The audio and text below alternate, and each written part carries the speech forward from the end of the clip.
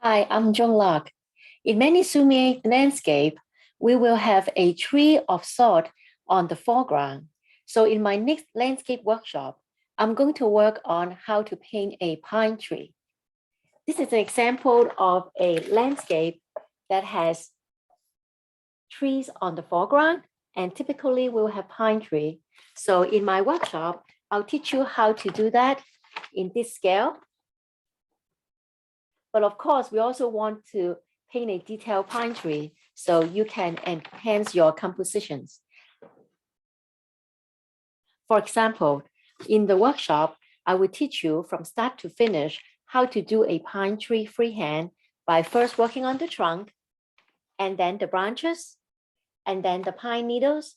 We'll also work on different way of erecting the main trunk, some of them upright, some of them looking down, and also how to put 2 or 3 groups together.